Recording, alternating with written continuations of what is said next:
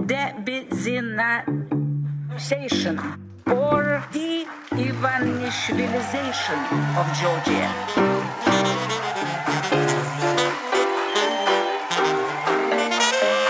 What does it mean, de-oligarchization? It means de-Benzinization or de-Ivanishvilization of Georgia.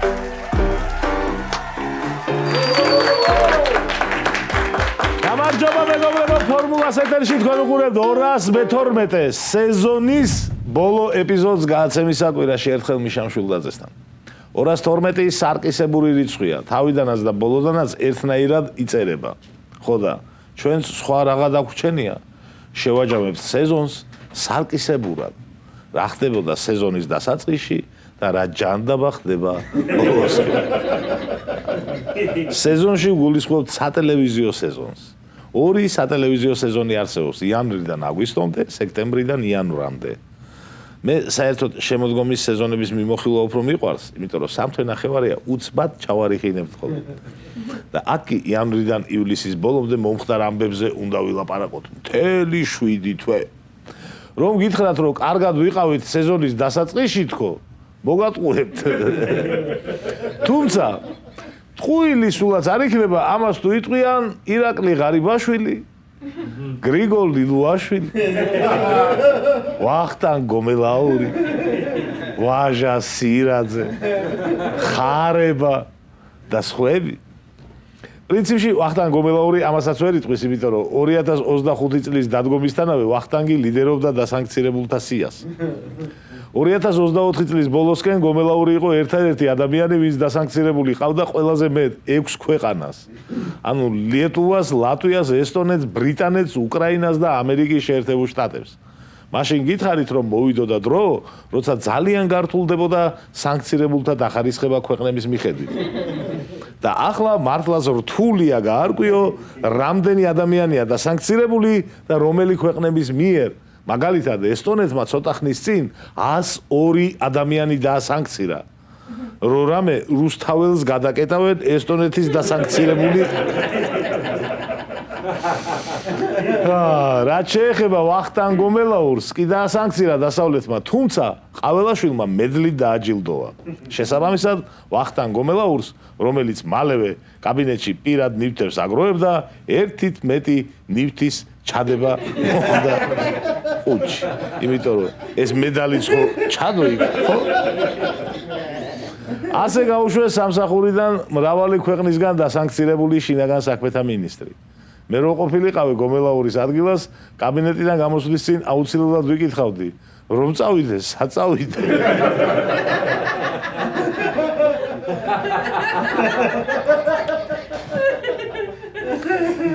შეიძლება ვახომაც იკითხა, არ ვიცი. ამერიკის შეერთებულ შტატებში რომ ნამდვილად ვერ წავა გომელაური, ეგ ზუსტად ვიცით ყველამ. აი ასე ოსტატურად გადავედით ამერიკის შეერთებულ შტატებსა და საქართველოს ურთიერთობის საკითხზე. მიმდინარე სეზონში საქართველო-ამერიკის ურთიერთობები შემდეგნაირად განვითარდა. სეზონის დასაწყისში კოცები სამ ნაწილად იყვნენ გაყოფილი. ნაწილს ისევ ჰქონდა ტრამპის იმედი. ნაწილი არც იქით იყო, არც აქეთ, ზოგს კი უკვე გადაწურული ჰქონდა იმედი. გადაწურული ჰქონდა იმედი კახა კალაძეს. ჩვენს გასაკეთებელს აქ ვერც ტრამპი გააკეთებს და ვერც სხვა ევროპელი პოლიტიკოსი. ყველაფერს საკუთარ თავზე იღებდა კახი. ტრამპის იმედი ისევ ჰქონდა ირაკლი ზარქუას. ჩვენ რამენაირად უნდა გავძლოთ 20 იანვრამდე. იმედოვნებდა ირაკლი. თვითონ ზარქუამ ვერ გაძლო მაინც და მაინც დიდხანს, მალევე მიტყიპეს აბუ-დაბიში. რაც შეეხება მესამე პოზიციას, აბა ვინ იყო არც იქით და არც აქეთ? რა თქმა უნდა, მამუკა მდინარაძე. არც უიმედოდ უნდა ვიყოთ, არც ზედმეტი იმედები უნდა დავამყაროთ 20 იანვრის შემდგომ პერიოდზე. მოზომილი აზრით მოძრაობდა მამუკა. სანამ კოცები ბჭობდნენ რას იზამდა ტრამპი, ამერიკის შეერთებული შტატების საგარეო ურთიერთობათა კომიტეტმა მეგობარი აქტი მიიღო. შალვა პაპუაშვილი გაბრაზდა და იმ დღესვე უმადური აქტი უწოდა. რა ის უმადური, შალვა? უმადურია ის სიტყვა, რაც ამერიკელებს შენგან ეკუთვნით. შეხედე შენს კოლეგებს და ისწავლე. მეგობარი აქტის ავტორებს ჯო ვილსონს, შახინს და რიშს რეებს უწოდებენ. თაღლითი, პრასტიტუტკა.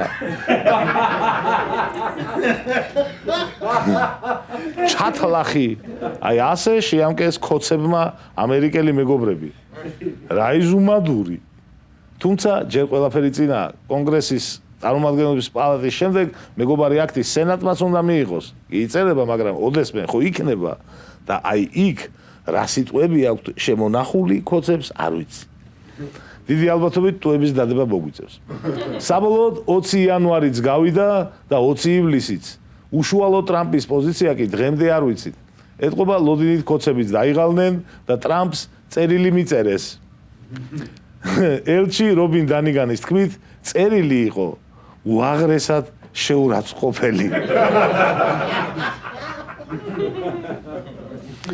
რუბიომაც შესაფერისი პასუხი გამოაგზავნა და ელჩს სთხოვა უშუალოდ ბიძინასთვის გადაეცა. ბიძინა კი არ შეხვდა. მე მაქვს ჩემი ფულის კომპლექსები, უთხრა და არ შეხვდა. საბოლოოდ კი ისე მოხდა, რომ საქართველოს და ამერიკის შეერთებულ შტატებს შორის იმაზე ცივი ურთიერთობა მივიღეთ, ვიდრე ამ პაპალაკება აგვისტოს შეეფერება. გადავიდეთ სხვა საერთაშორისო ამბებზე. ტრამპი კი მოვიდა მსოფლიოში მშვიდობის დასამყარებლად, თუმცა რამდენიმე ახალი კონფლიქტი მივიღეთ.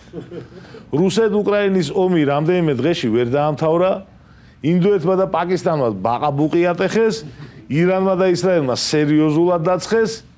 უკრაინის ომში ქოცები რუსებისკენ რო არიან, ეგ ახლა ისედაც ვიცოდით. ირანისკენ რო იყვნენ, ეგეც ვიცოდით. და ინდოეთ-პაკისტანზე არაფერი უთქვამთ. რატო იცითო? ვერ გაიგეს, ვისკენ იყო რუსეთი და ამათაც თავი შეიკავეს. რაც შეეხება ირანი-ისრაელის კონფლიქტს, გასულ სეზონში ეს ამბავი იყო ერთ-ერთი გამორჩეული. ერთ არც თუ ისე მშვენიერ ღამეს ისრაელმა იერიში მიიტანა ირანზე და ბირთვულ სამიზნეებს დასხო. ისრაელის დარტყმის შედეგად ირანის არაერთი სამხედრო მაღალჩინოსანი დაიღუპა. ეს ამბები ისედაც ყველას გახსოვთ. მეტი დეტალებით აღარ შეგაწუხებთ. უბრალოდ საქართველოს პოზიციას შეგახსენებთ. მოსაჩი ისედაც ეცოდინებათ, მაგრამ აქაც ეგდოს ვიდეო ვერსია. საქართველოს საგარეო უწყება მალევე გამოდო განცხადება. ჩვენ ღრმად შეშფოთებულები ვართ ახლო აღმოსავლეთში მზარდი დაძაბულობით, რაც საფრთხეს უქმნის რეგიონულ უსაფრთხოებას. ჩვენ მკაცრად უსვამთ ხაზს დიპლომატიური ძალისხმევის მნიშვნელობას დეესკალაციისა და სტაბილურობის უზრუნველყოფის მიზნით. ეწერა განცხადებაში. ანუ საკმაოდ ნეიტრალური განცხადებაა, კაცი ვერ მოგედავება, თუმცა ქოცებმა მაინც ვერ დამალეს თავიანთი პოზიცია და სამძიმარზე გავარდნენ. რაკნან უყვართ ირანთან დაკავშირებულ სამძიმრებზე სირბილი. რამდენიმე სერიოზულ პანაშვიდზე იყო ჩასასვლელი კობახიძე ირანში, თუმცა ეთყობა ვეღარ გარისკა. ამიტომ აქვე მივიდნენ. ქართული ოცნების მთავრობის საგარეო საქმეთა მინისტრის მოადგილე ალექსანდრე ღვთისიაშვილი თბილისში ირანის საელჩოში ისრაელის რეჟიმის მიერ განხორციელებული თავდასხმისას დაღუპულ მოწამეთა ხსოვნისადმი მიძღვნილ ღონისძიებაზე მივიდა და ირანს სოლიდარობა გამოუცხადა. თავის მხრივ სოზარ სუბარი ტელეეთერით გვიღვებოდა რა მრავალ საუკუნოვანი მეზობლობა და სიყვარული გვაკავშირებდა ირანთან.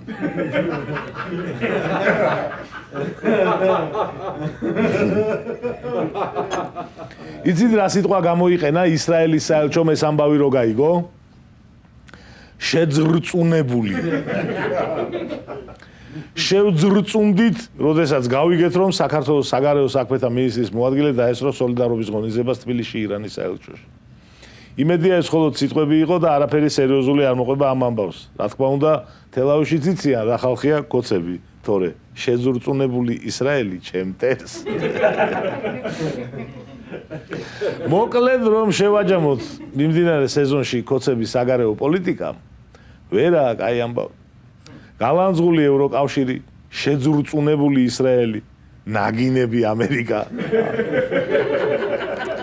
თუმცა მადლიერი ქვეყნების ბლომად გვყავს ავღანეთი, გვინეა, ანგოლა, სენეგალი, ბანგლადეში, ბურკინა-ფასო, ლესოტო, კამბოჯო, ცენტრალური აფრიკის რესპუბლიკა მალი, მავრიტანია და სხვები. ჯამში 42 ქვეყანა ამ ქვეყნებს საქართველოს მთავრობა 10,000 დოლარით დაეხმარა.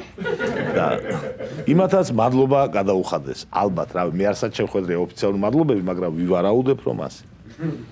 დაუბრუნდეთ საქართველოს ამბებს. მიმდინარე წელს ქოცებმა წინასაარჩევნო დაპირებების შესრულება დაიწყეს.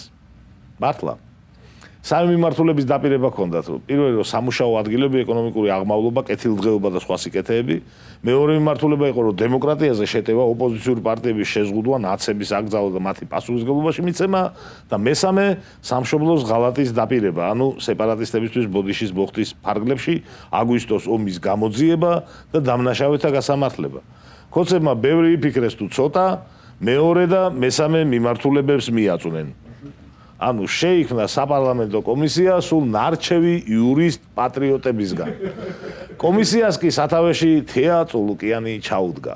დაიწყო აგვისტოს ომის გამოძიება, რომელიც მოგვიანებით ოპოზიციის რეპრესიებში გადაიზარდა. კომისიაზე დაიბარეს ბადრი ჯაფარიძე, მამუკა ხაზარაძე, ზურა ჯაფარიძე, გიორგი გახარია და ისეთი ხალხი, რომლებიც არანაირად არ ილინკებოდნენ აგვისტოს ომთან. არანაირად. მამუკა მდინარაძემ კი განგვიმარტა, რომ მარტო ომი კი არა, ყველაფერი უნდა გამოვიძიოთ. მათ შორის ქოცების დროს მომხდარი მოვლენებიცო. და ქოციანობის პერიოდიდან კი გამოსაძიებლად რატომღაც მხოლოდ ის საკითხები მოხდა, რომელიც გახარიას უკავშირდებოდა. შემთხვევით, რავი. გავრილოვის ღამე და ჩორჩანას ამბავი. გავრილოვის ღამეზე გახარიას კი ჰქონდა თავის პასუხები, თუმცა მეორედ რომ დაიბარეს, აღარ მოეწონა და ევროპაში მოუწია საქმიან ვიზიტებზე წასვლა. წულუკიანის კომისიის გამოძიებით კი დადგინდა, რომ ქოცებს, რომლებსაც ერთი გოჯი მიწაც კი არ დაუკარგავთ, 1 მილიონი კვადრატული მეტრი მიწა დაუკარგავთ. რავი, როგორც წესი ტერიტორიას კვადრატულ კილომეტრებში ითვლიან ხოლმე, მაგრამ გახარიას გასაშავებლად უფრო შთამბეჭდავად მიიჩნიეს კვადრატული მეტრი მილიონი. 1 კვადრატული კილომეტრი დაკარგაო რო ეთქვათ, იფიქრეს, ბევრი არაფერიო იტყოდა ხალხი და ჩემი აზრით, კვადრატულ სანტიმეტრებში უნდა გამოაცხადო.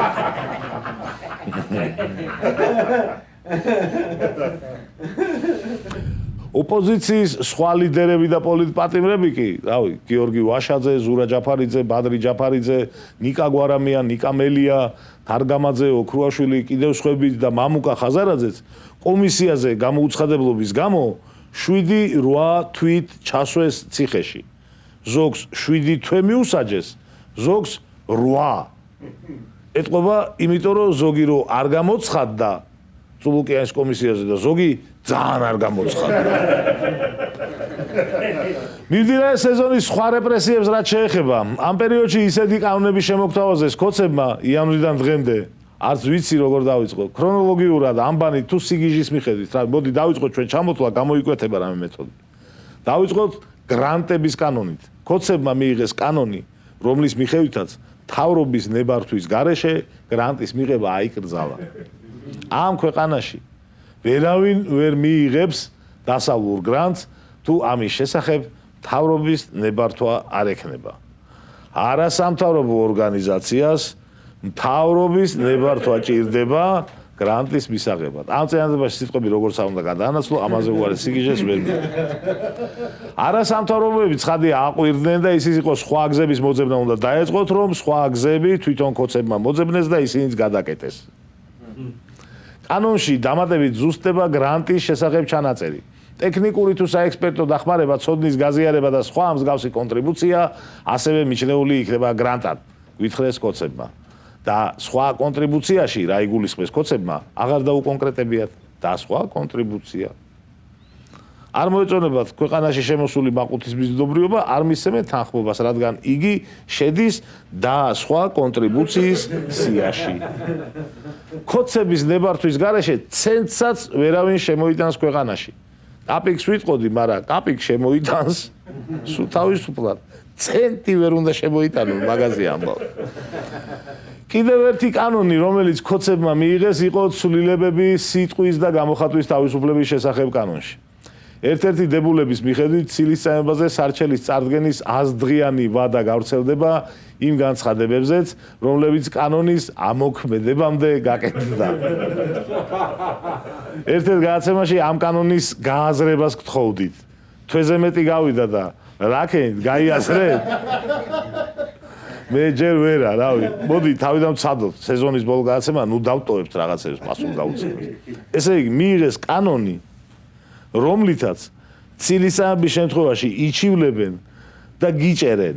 აი, აქამდე იკითხება აზრი, ამის მერე ვირევით. რადგან შეუძლიათ გიჩივლონ და დაგიჭირონ იმ ცილისწამებაზეც, რომელიც ამ კანონის მიღებამდე 100 დღით ადრე ჩაიდინეთ. კი, მაგრამ როცა ჩაიდინეთ, მაშინ არ იყო ეს კანონი მიღებული. კი ბატონო, მაშინ არ იყო. ვახ, ისევ გავიჭედეთ. მოდი იცი რა ვქნა. ეს აგვისტო დავისვენოთ. სექტემბრიდან თავიდან შევეცადოთ ამის გააზრებას. მე სხვა ახსნა არ მაქვს, რავი. უпростоრად მაქვს ვერსია, რომ ვიღაცის დაჭერა უნდათ და კანონი ხელს არ უწყობთ რა და აი 100 დღე რაღაცნაირად უნდათ რომ ის დაიჭირონ. ამიტომ კანონი ამოქმედეს მისი მიღებიდან 100 დღის წინანდელი თარიღით. ჩემი აზრით, ნანუკას დაჭერა უნდათ. ხაბეზე მქონდა ეჭვი. მაგრამ ცოტა ხნის წინ თეატრულუკიანმა ნანუკა ჟორჟოლიანს უჩივლა ცილისწამებაზე. ასე რომ გონი ნანუკას დაიჭერენ, არ ვიცი. რაც თავის მხრივ, სულაც არ გამორიცხავს იმას, რომ ხაბეს დაჭერა უნდათ. ბარემ სიტყვის და გამოხატვის თავისუფლებაზე ვსაუბრობთ და აქვე გეტყვით, რომ Facebook-ზე გინებაც აიკრძალა. Facebook-ზე პოსტებისთვის ჩამოგვირიგა მოსამართლემ 3 და 4,000-იანი ჯარიმები. მე ამაყი ვარ, რადგან 4,000-იანი მაქსიმალური ჯარიმა მომივიდა. მადლობა კოცებო, რაღაც 3,000-იანი მაიმუნობა არ მაკადრე. და კიდევ მადლობა იმისთვის, რომ თქვენი ჯარიმის შესახებ გადაცემაში მოვყევი, რომელსაც 100,000 ნახვა აქვს და ამის შემდეგ 100-ით გამომწერი მომემატა. ისე ჩვენი არხის გამომწერების რაოდენობა იცით რამდენი 1000-ია? იმდენი, რამდენი პროცენტიც დაუწერეს ეგზიტ პოლებმა კოცებს არჩევნებში. 43. აქტიურად მეგობრებო, ერთად ავიდეთ იმდენ 1000 გამომწერზე, რამდენი პროცენტიც თვითონ დაიწერეს კოცებმა არჩევნებში, ანუ 54. ეს სეზონი ურთულესი აღმოჩნდა ოპოზიციური მედიისთვის, კრიტიკული მედიისთვის. მთავარი არხი საერთოდ დაიხურა. ფორმულას და TV პირველს კი ირაკლი კობახიძემ კომუნიკაციის ეროვნულ კომისიაში გვიჩივლა. რადგან თქვენით არიხურებითო, ცოტას ჩვენ მოგეხმარებითო. კობახიძის წარმომადგენელმა კომისიაში იწუწუნა, რეჟიმს ნუ გვეძახითო, არალეგიტიმურებს ნუ გვიწოდებთ და ბიძინას ოლიგარქად ნუ მოიხსენიებთო. კომუნიკაციების ეროვნულ კომისიაში ცოტა იფიქრეს თუ ძალიან ცოტა იფიქრეს, დაადგინეს, რომ დიახაც რეჟიმს ნუ ეძახითო, არალეგიტიმურებს ნუ უწოდებთ და ბიძინას ოლიგარქად ნუ მოიხსენიებთო, გაგვამტყუნეს და გაგვაფრთხილეს. თუ არ დავემორჩილებით, იძულებული იქნებიან სხვა ზომებს მიმართონ, დაგვაჯარიმონ ან ლიცენზია შეგვიჭერონ. მინდა მიმართო კომუნიკაციების ეროვნულ კომისიას. იცოდეთ, ჩვენ თუ დავხურავთ, თქვენს დაგხურავენ. თუ მარტო რუსთავი 2 და საზმაო და იმედი და პოსტივი დარჩნენ, დამიჯერეთ არანაირი კომუნიკაციების ეროვნული კომისია. საერთოდ აღარ იქნება საჭირო. რა თქმა უნდა, ამ რეპრესიებს საზოგადოება შესაბამისად ხვდებოდა და მთელი მიმდინარე წელი ამ ყველაფერს ვაპროტესტებდით. აბსოლუტურად ყოველ დღე იმართებოდა საპროტესტო აქციები. ყველანაირად გვებრძოდა რეჟიმი, რუსთაველის გადაკეტვისთვის და აჯარიმეს უამრავი ადამიანი. სადარბაზოებთან ტიტუშკები მოძრაობდნენ. უდანაშაულ ადამიანებს აპატიმრებდნენ და წლობით უშვებდნენ ციხეში. გვყავს ათეულობით პოლიტპატიმარი. სასამართლო სისტემას არაფერი შერჩა სამართლიანი. მიუხედავად ამისა, არსად გამქრალა პროტესტი და არსად წასულა ბრაზი. სანქციები მატულობს და აი ნახავთ, სანამ ეთერში არ ვიქნებით, კიდევ დასანქცირდებიან ვიღაცე. ახალ სეზონს კი ასე დავიწყებთ. სანამ ეთერში არ ვიყავით, დასანქცირდნენ. შეიძლება რაღაცები გამოგჩა ახლა სეზონის შეჯამებიდან, თუმცა არ გაგვიბრაზდეთ, ხომ გეუბნებით, შემოდგომის სეზონის შეჯამება უფრო გვიყვარს. რაც ახლა გამოჩება, წლის ბოლოს რომ თელ წელს შევაჯამებთ, იქ მოვახვედრებთ. სეზონის დასაწყისში რუსეთში ჩატარდა ჩემპიონატი კიტრის ხმამაღლა კმეჩაში. სეზონი მთავრდება და რუსეთში აიკრძალა ხმაურიანი სექსი. აღზნებულო რუსებო, კარგ რჩევას მოგცემთ. სექსის დროს კიტრი კბიჩეთ. კიტრის ხმას გაატანინეთ. ვერავაფერს გეტყვის. კიტრის კბეჩის ხმა საკმაოდ დაფასებულია რუსეთში. შეიძლება მედლები მოგცენ. სად მიგვატყრებენ ამას დავატირე. ახლა კი რუბრიკა სეზონის ტოპ 7 განცხადება. თუ თვის განცხადებებია ტოპ 5-ს ვაკეთებთ ხოლმე. თუ წლის ტოპ 10-ს. ახლა სეზონის შეფასება, ამიტომ მოდით იყოს ნეიტრალური რაოდენობა 7. ტოპ 7 განცხადება. მეორე ადგილზე დინარაძეს ტყუილად რო არ ელოდოთ, მოდი მე-7-ზე გავიყვან ეგრევე. ერთი პერიოდი ხმა გავრცელდა, რომ მამუკამ დინარაძე შინაგან საქმეთა მინისტრად ინიშნებაო. ამაზე მამუკამ განაცხადა. მონასაც კი არ ეუბნებოდე, რომ მის ბედს ისე წვეტდნენ. აი, ასე ამაყად განაცხადა მამუკამ. მე გადავახვიე თავიდან უყურე. მეთქი ცხენზე ხო არ არის ამ ხედრება. გადამოწმება მინდოდა. მე-6 ადგილი კახა კალაძე ვარკეთილის მეტროს რეაბილიტაციაზე. თბილისის მეტრო საბჭოთა პერიოდშია გაშენებული. ამიტომ ვარკეთილის მეტროს რეაბილიტაციის დასასრულებლად ხელშეკრულება ბელარუსულ კომპანიასთან გაფორმდა. რა შუაშია არ მკითხოთ, არ ვიცი. ისე კახი გელათის რეაბილიტაციის ამბავზე რამე ბიზანტიურ კომპანიას.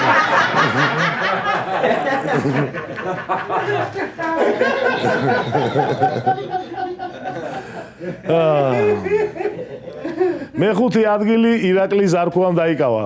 ესტონეთმა რომ დაასანქცირა, ზარქუას ამოასხადა, ასე მიმართა ესტონეთის საგარეო საქმეთა მინისტრს. უკან გაიკეთე ეგ შენი სანქცია.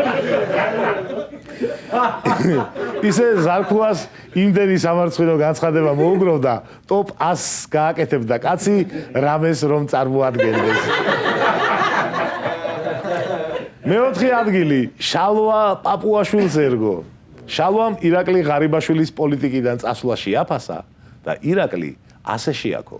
თუ წასვლა, როცა წარმატების პიკზეა პარტია, მაშინ უნდა წახვიდე და არა მაშინ, როცა პარტიას უჭირს. ამაყი იყო თანაგუნდელით შალვა. ჩემი აზრით, ასე არ უნდა დასინო ადამიანს.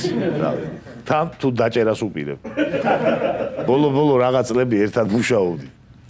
საპრიზო სამეული ნაკლებად ცნობილ კოცებს დაუთმე. ნიჭიერი ხალხია, ცოტა დაფასება, ხელის შეწყობა ჭირდება. ბრინჯაოს მე-3 ადგილი ბეჟან წაქაძეს ერგო. იმდენი ფული და ოქრო აქვს ბეჟანს, რომ აქა ბრინჯაოც ეყოფა. ბეჟან წაქაძე შვედიცხოველში წყლის ჩასვლაზე ამბობდა: მუდმივი არაფერი არ არის. ასე თქვა მართლა. ესე თქვა, მუდმივი არაფერი არ არის. გარდა, რა თქმა უნდა, ბიზნესი. ნუ ეს ბოლო ფრაზა მე წავუმატე ბეჟანს. სხვა დროს ჯობია უფრო ფრთხილად იყოს. მეორე ადგილზე ხაშურის მერი თენგიზ ჩიტიაშვილი გავიდა.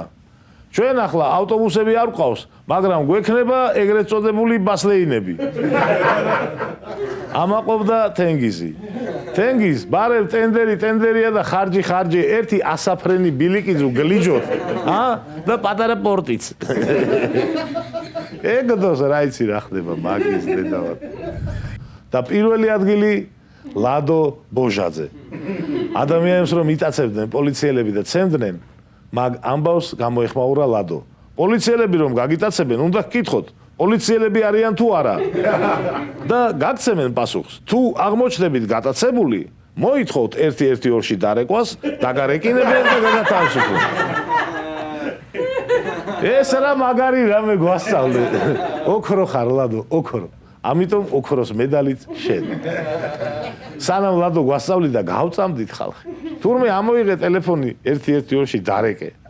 ეს იყო სეზონის ტოპ 7 განცხადება. თუ ვინმე იკითხავთ, კარგი არაფერი მომხდარაო, როგორ არა, ფორმულას დირექტორი გავხდი. აი ასეთი მძიმე და ცხელი სეზონი გქონდა. ჩვენ სექტემბერში დაგიბრუნდებით. თუ იქამდე რამე სასიხარულო მოხდა, სიტყვას გაძლევთ, სადაც არ უნდა ვიყოთ, ჩამოვალთ სპეციალურ ეთერს გავაკეთებ. იქამდე კი სოლიდარობა რეჟიმის ტყვეებს და ყველა პოლიტპატიმარს. ბრძოლა გრძელდება და გრძელდება ბოლომდე. შევხვდებით ახალ სეზონში. მადლობა.